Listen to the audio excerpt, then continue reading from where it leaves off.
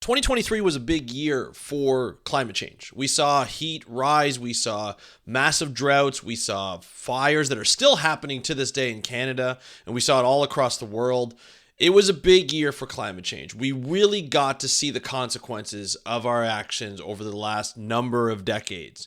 And the Arctic was one of those systems where we really saw a big change. We saw ice melt like we've never seen before. It seemed like every time there was an article out on the Arctic or there was a video out on the Arctic, it was all about how this massive ice was falling apart and glaciers were being created just because of the melting ice.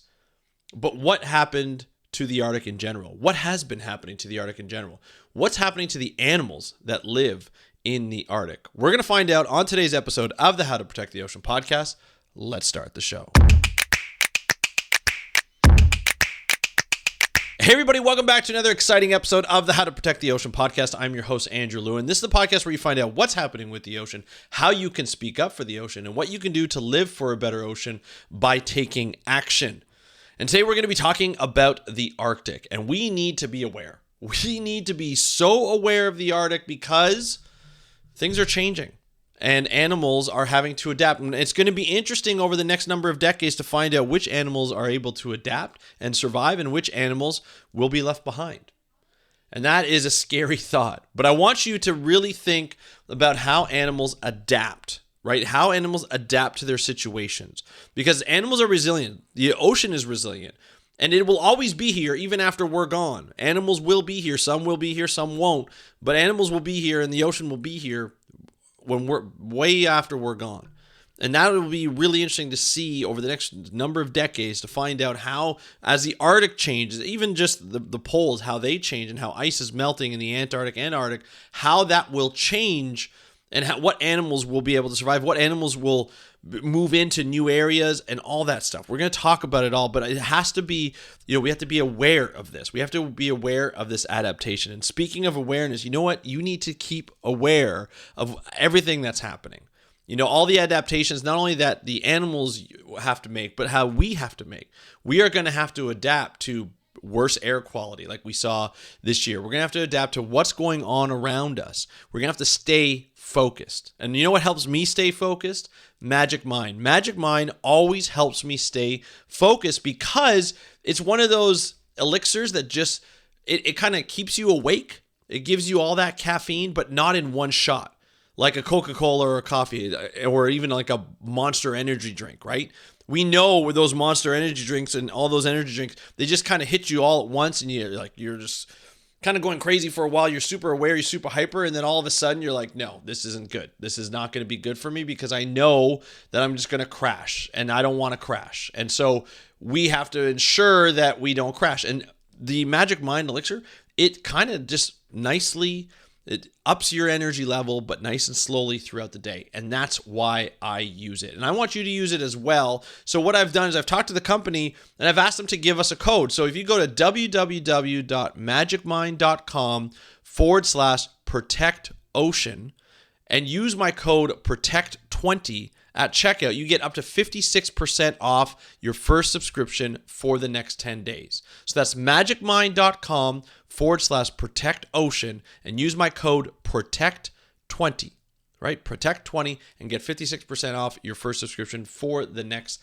10 days. Now let's get back to the focus of this episode, the topic at hand. There was a great article in Manga Bay News talking about a topic that's really difficult to really think about, the Arctic melting and how that's going to change the animals. We don't really talk about that. We hear about polar bears and sometimes we hear about walruses.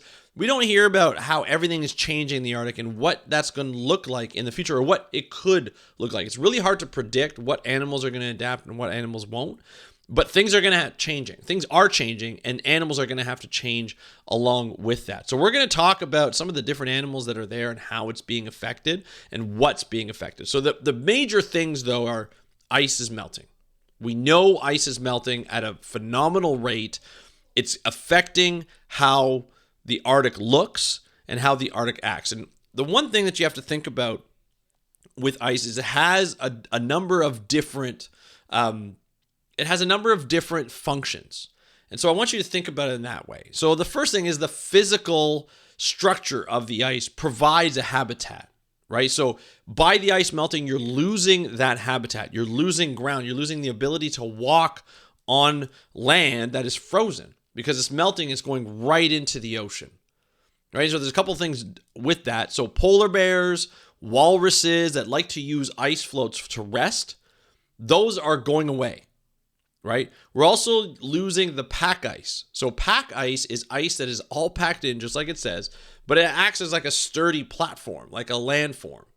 And so you can walk on it, you can jump on it, you can do whatever you want because it's really, really thick. But that's slowly starting to melt away, and the shoreline is kind of going away. It's getting receded back and back and back as that ice melts, and some of it will break off in bigger chunks, and others will just kind of just slowly melt in and just become water again, not frozen ice, right? And so losing that physical habitat and those ice floats can really be harmful for animals like polar bears, animals like seals and walruses, right? Those big marine mammals that need to rest when they're swimming. Got to remember, polar bears are a marine mammal. They spend 60% of their time in the ocean, in the water, swimming. And they've been recorded to swim up to 700 kilometers at a time, which is insane if you really think about how powerful these animals are and how strong they are. But they use ice floats to rest, not only when they're swimming, but they also use it as a way to grab seals and bring them up onto ice floats, and so that they can eat them. They can't eat them in the water. They got to come up on land. And so they need those ice floats not only to rest, but they also need it to eat.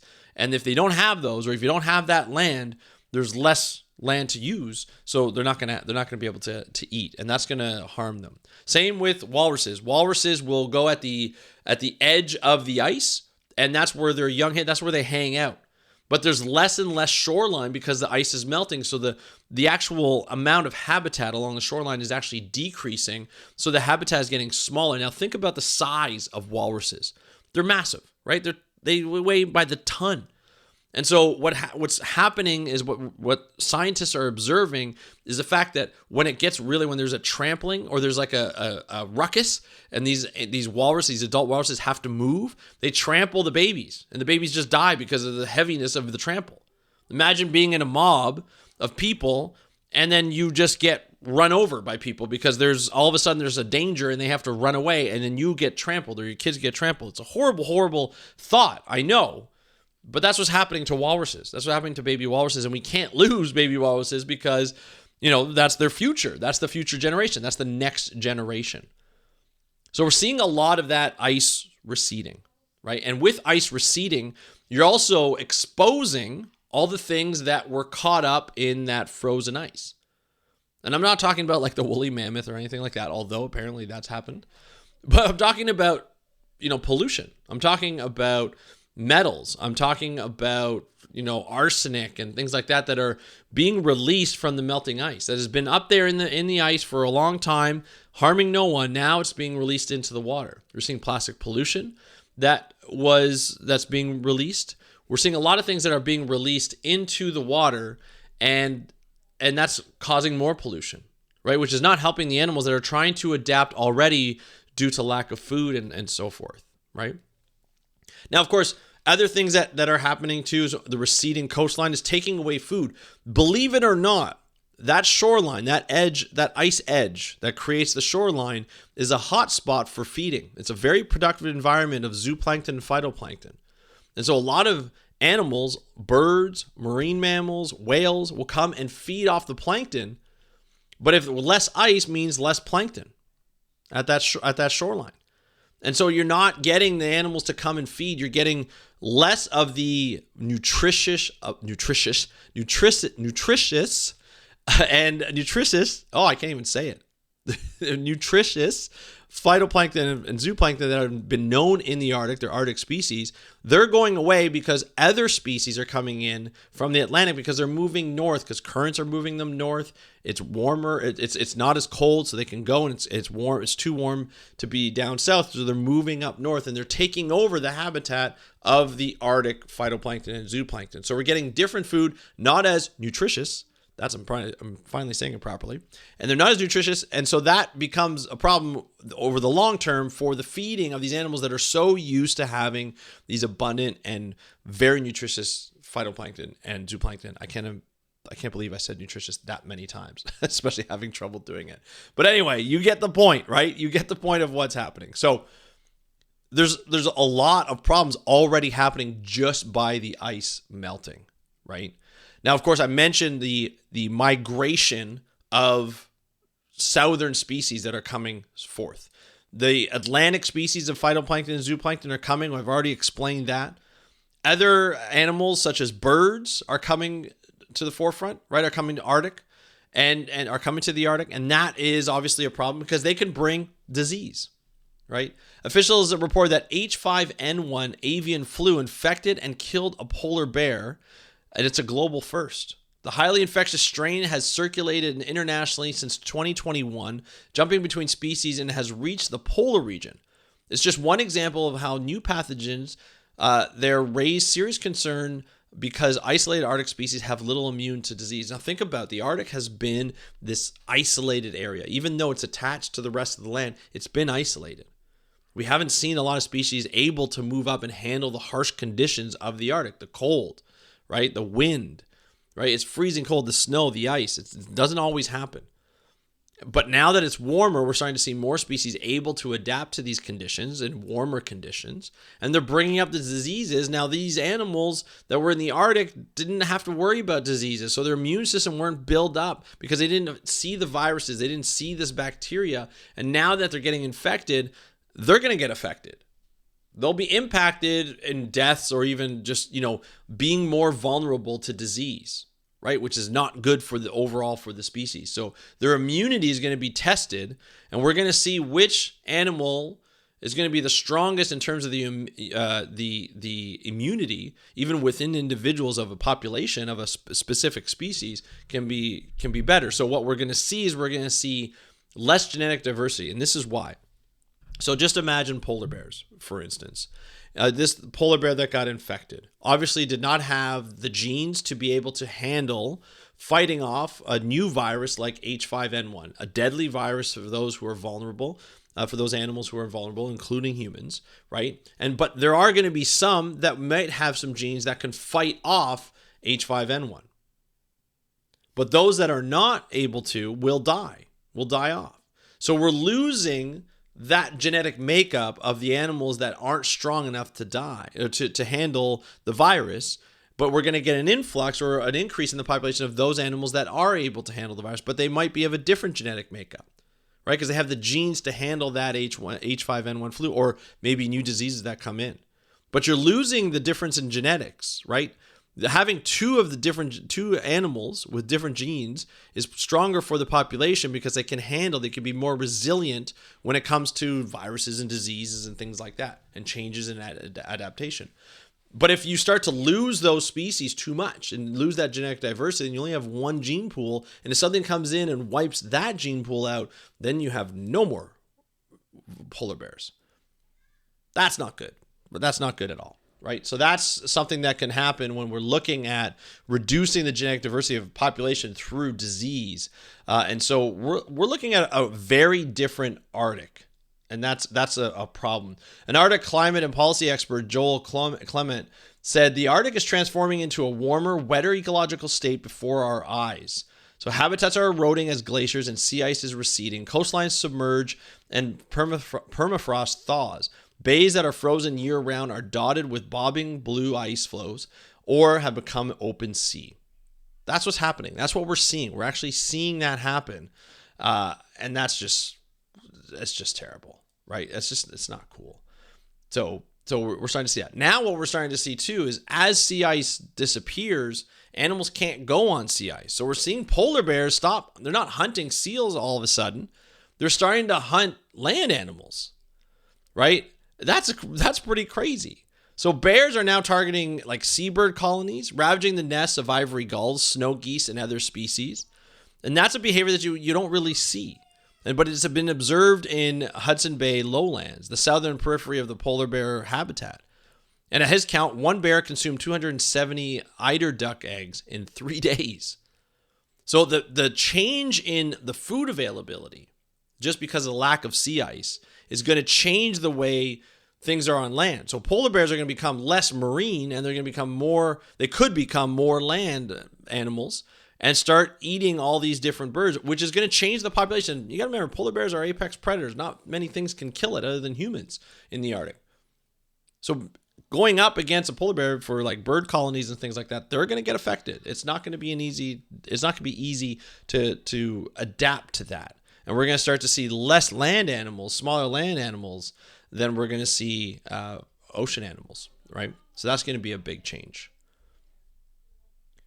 So there's an altered food chain here, right? And we're already seeing how that happens.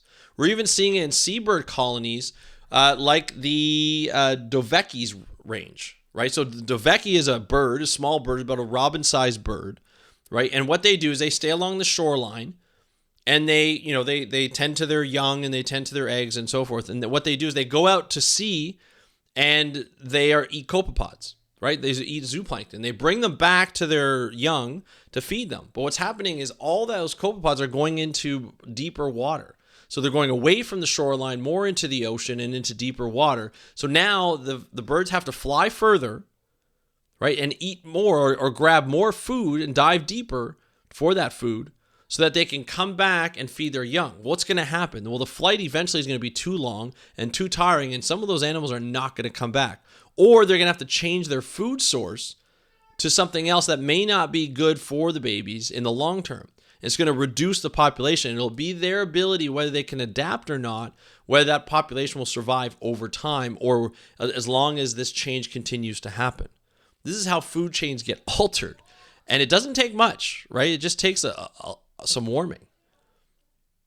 I've talked about how, southern animals are going to come up. So we're going to see bears come down, polar bears come down, eat more land animals. They're going to compete with grizzly bears who are moving north, right, because of the warmth. And so we're going to start to see interactions. Now, we've seen hybrid grizzly and polar bears, so they can breed, but we're also going to see some fighting for food resources. So we're going to see two apex predators kind of go at it when they start to overlap. And that will be interesting to see how those bear species will actually move around and how that will survive, right? Apparently, invasive North American beavers have constructed some 12,000 ponds in western Alaska, altering the availability of water and melting permafrost. Southern seabirds are increasingly present, including albatrosses that soar over the Bering and Chukchi seas, competing for food with resident and migratory birds that have long nested there. So plant life is also changing and on the move too. The tundra is much greener than it was 30 years ago. So we're seeing a lot of different things that are happening to these animals. And the future is dire, but the future is going to happen, and we're just going to have to see how that's going to change over time. Right? We're going to have to see which animals, just as I said at the beginning of this episode, which animals are going to be able to adapt and which animals are not going to be able to adapt.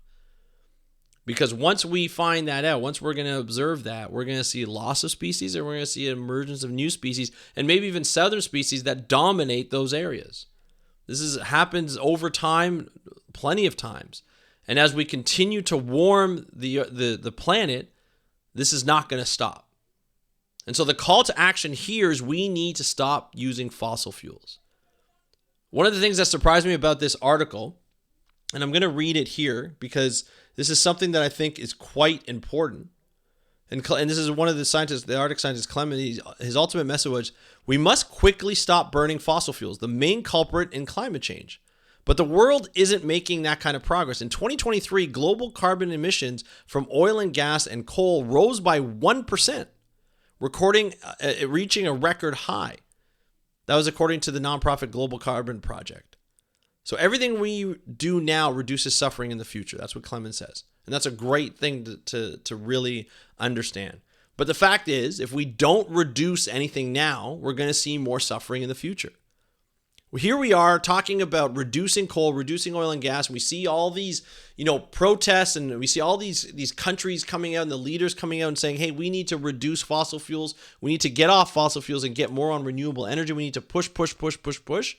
Yet in 2023, when we saw the worst climate change effects and consequences around the world, right? And we actually felt it in every part of the world. One thing I said to other people last winter is I said, knock on wood, Ontario, southern Ontario, where I live, has not really seen the major effects of consequences from, droughts or flooding or fires, forest fires. And what happens? We had major forest fires across Canada, and the air quality was so bad that like when the wind shifted, it would bring it out into southern Ontario and New York City and so upstate New York and New York City itself, that we couldn't go outside for a while. There were warnings, air quality warnings, because it was so bad. Of course, I said it and it happened, right? Maybe that's why it happened. But no, it's because we continue to increase our production of fossil fuels and coal. But we don't talk about that enough. We don't see the action. We talk about it, we don't see the action enough. Our leaders need to act faster. We need to act faster, or we're going to see this adaptation get kicked into high gear. And we're not going to be able to stop it. Even if we stop now, if we stop fossil fuel production and coal production right now, as of today, tomorrow we'll not see a change. It'll take a while for the earth and the atmosphere to kind of set itself back and reset. So think about that. Think about the urgency that we need to act. That's the inspiration for today. That's the call to action for today. And I'm going to be diving into, over the number of episodes coming up, I'm going to be diving into the ways that we can really act and what we can really do, right? I think that's going to be something that's going to be really important, because there are different ways. There are people who are working on different ways to be able to talk to your politicians, to be able to act, to be able to, have the confidence and have the wherewithal and the information to make sure that policymakers are acting right and your politicians are acting right. We're going to talk to some of those people, and I can't wait to do that. But until then, that's it for this episode. I'd love to hear your thoughts on this topic and what you are doing to helping the climate, whether it be influencing government or lobbying government or volunteering with organizations. Hit me up on Instagram at How to Protect the Ocean. That's at How to Protect the Ocean. You can also reach out to me via email. Go to speakupforblue.com/podcast. And you can access, you can just fill out the form and you can get to right to my email, and I will get back to you as soon as possible. And of course, you got to stay focused. So use Magic Mind. It's magicmind.com/protect ocean, and put in protect20 at the checkout for 56% off your first subscription for the next 10 days. So thank you so much for joining us on this episode of the How to Protect the Ocean podcast. I'm your host, Andrew Lewin. Have a great day. We'll talk to you next time, and happy conservation.